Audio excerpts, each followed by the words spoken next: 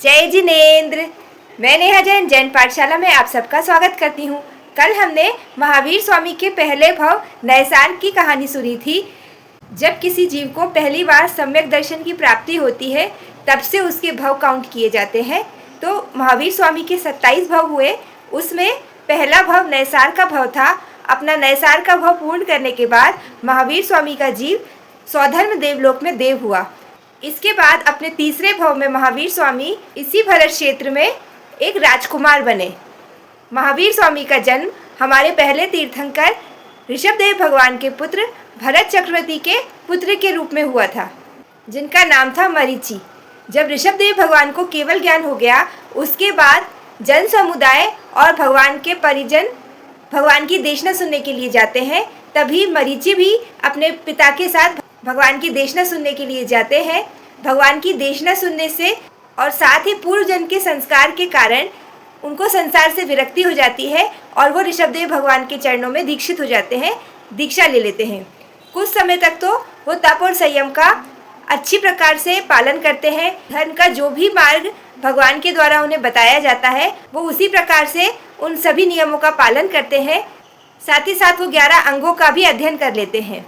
लेकिन एक बार गर्मी के दिनों में बहुत ज़्यादा उन्हें गर्मी सताती है और साथ ही साथ अस्नान परिशय यानी कि वे नहा भी नहीं सकते हैं। तो इन दोनों चीज़ों से वो बहुत परेशान हो जाते हैं और वे सोचते हैं अब संयम का पालन करना मेरे लिए कठिन हो रहा है।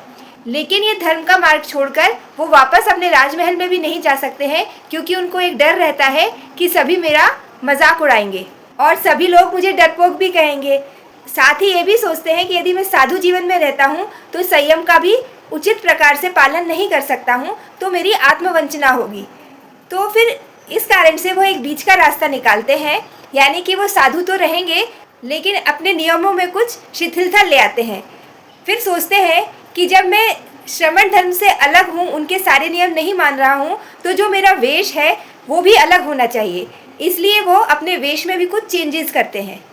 तो वो कहते हैं जो श्रमण यानी कि जो साधु लोग होते हैं वे जितेंद्रिय होते हैं, लेकिन मैं जितेंद्रिय नहीं हूँ, इसलिए त्रिदंड रखूँगा।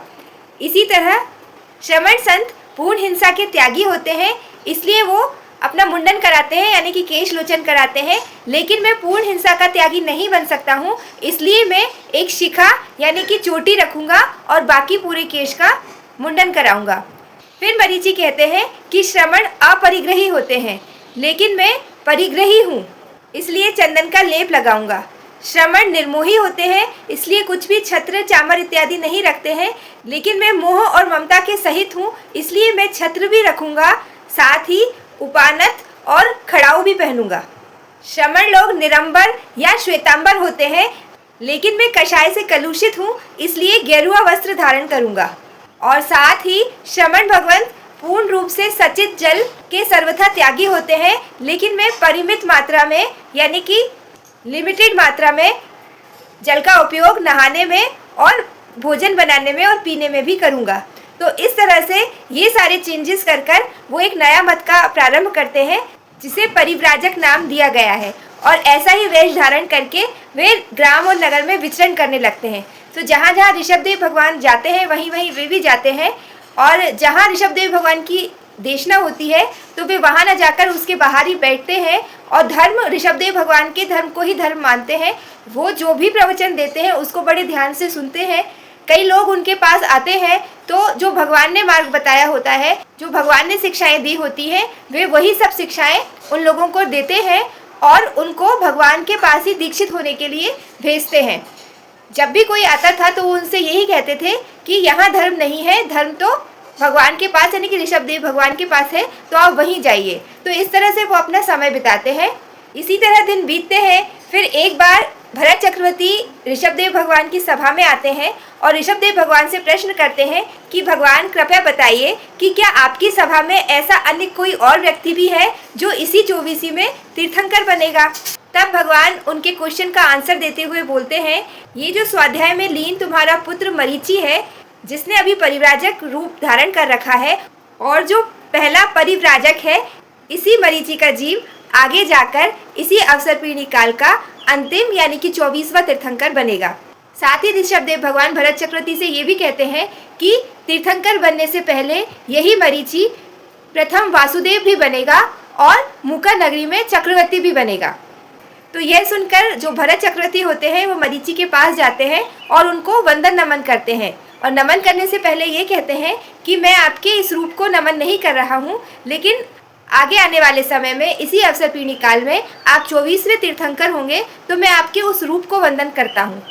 तो जब मरीचि अपने पिता से ये बात सुनते हैं तो मरीचि बड़े ही खुश होते हैं और 3 बार बहुत ही खुशी में बोलते हैं कि अहो भाग्य, आगे आने वाले समय में मैं प्रथम वासुदेव भी बनूंगा, फिर चक्रवर्ती भी बनूंगा और उसके बाद मैं तीर्थंकर पद को भी प्राप्त करूंगा। कितनी बड़ी रिद्धि है और मेरा कुल कितना महान है कि मेरे कुल में प्रथम चक्रवर्ती मेरे पिताजी हैं और प्रथम तीर्थंकर मेरे दादाजी हैं और मैं आगे आने वाले समय में अंतिम तीर्थंकर बनने वाला हूँ। तो मेरा कुल कितना महान है। इस तरह से जब वो 3 बार बोलते हैं और अपने कुल का घमंड करते हैं तो उसी समय वो नीच गोत्र का कर्म बंद कर लेते हैं।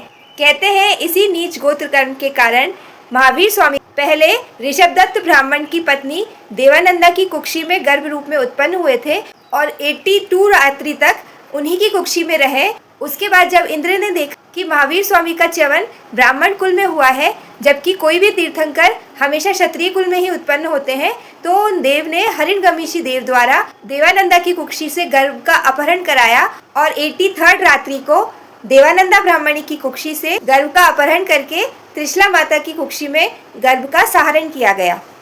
यह भी एक आश्चर्य माना जाता है। यह गर्भहरण भी श्वेतांबर जैन परंपरा में माना गया है, लेकिन दिगंबर जैन परंपरा में इस तरह का कहीं कोई उल्लेख नहीं देखा गया है।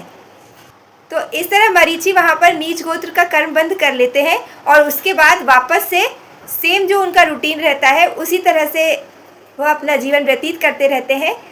फिर एक बार वे अस्वस्थ हो जाते हैं और क्योंकि वह सभी लोगों को भगवान के पास ही शिष्य बनाने के लिए भेजते थे, भगवान के पास ही दीक्षित होने के लिए भेजते थे, तो उनका कोई भी शिष्य नहीं होता। तो जब अस्वस्थता का समय आता है तब वे सोचते हैं कि मैंने कोई भी मेरा शिष्य नहीं बनाया है, इसलिए अभी कोई भी मेरी देखभाल करने वाला नहीं है, तो जब मैं स्वस्थ हो जाऊंगा तब किसी न किसी को अपना शिष्य जरूर बनाऊंगा। उसके बाद जब वे स्वस्थ हो जाते हैं तो एक कपिल राजकुमार उनके पास आते हैं।